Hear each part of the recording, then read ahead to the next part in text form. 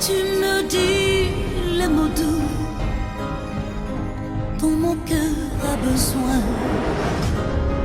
Je veux faire de ma vie toute magnifique. Bonjour chers amis de Que Savoir, le thème de cette émission c'est vivre en paix.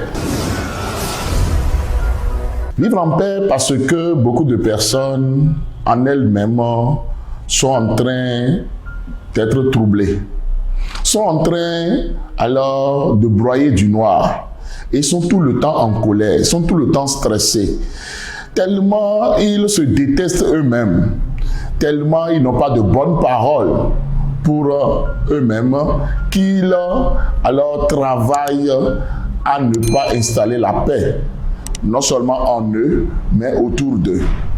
Parce que tel qu'un auteur le dit, la paix, alors ce n'est pas un mot, mais c'est un comportement. Mais voilà des gens qui se donnent des vœux de paix au début de l'année, qui se disent qu'ils sont des enfants de Dieu, parce que Jésus-Christ, le Sauveur du monde, s'appelle le Prince de paix, mais qui ne sont pas en paix avec eux-mêmes, qui sont tout le temps en train de voir le défaut ou les défauts de ceux qui les entourent.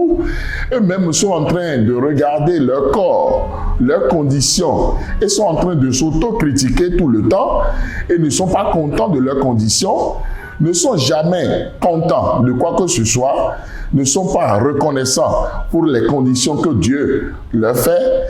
Et comme cela maintenant, on continue alors d'installer les mésententes, les querelles, la violence verbale, les critiques, les moqueries autour de soi, tellement qu'il n'y a pas la paix.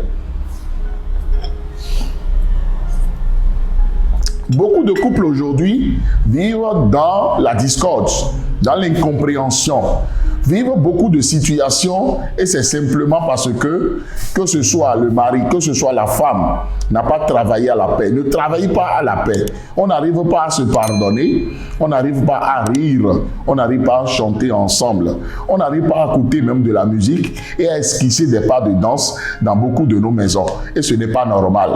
Tellement que les enfants sont troublés aussi, sont troublés dans leurs études, sont troublés dans leur foi, sont troublés dans leur éducation, sont troublés alors dans les étapes à suivre pour grandir et pour mûrir. Parce qu'ils se disent, si un foyer, une vie doit être comme cela, alors qu'est-ce que je suis venu chercher sur terre? Il est temps maintenant que nous puissions influencer positivement ceux qui sont autour de nous, que ce soit dans notre foyer, notre famille, que ce soit dans nos lieux de travail.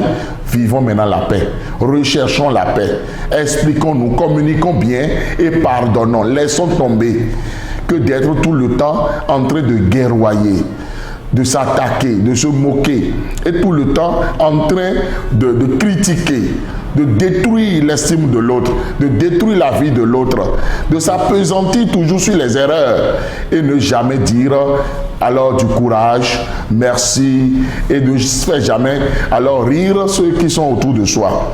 Nous devons maintenant installer la paix, nous devons travailler à la paix. Il ne suffit pas simplement de prier, mais la parole de Dieu dit une fois sans œuvre et une fois morte. Il faut installer maintenant l'œuvre, il faut installer maintenant l'ambiance de paix. Oui, c'est très important et c'est ce que Dieu veut. C'est ce que Dieu veut de nous. Alors régler les conflits pour qu'il y ait maintenant la paix. Pardonner pour qu'il y ait maintenant la paix. Je veux maintenant commencer par prier pour toutes ces personnes qui elles-mêmes, en elles, ne sont pas en paix, sont en train tout le temps de broyer du noir. Que Dieu les guérisse de quelques maladies psychiatriques, de quelques maladies psychologiques.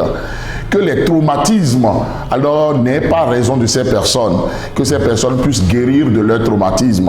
Et que tout leader, toute personne responsable, que ce soit dans son foyer, dans son lieu de travail ou ailleurs, ou même dans une communauté religieuse, puisse travailler à la paix.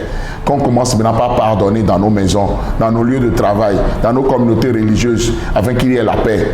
L'humain a besoin de la paix. Et je prie pour que cette paix-là s'installe en nous et autour de nous. Si vous suivez cette vidéo et que vous n'êtes pas encore abonné à cette chaîne, abonnez-vous à cette chaîne, partagez la vidéo pour la bénédiction d'un plus grand nombre. C'était le pasteur Thido Prudence Aimé. Soyez bénis.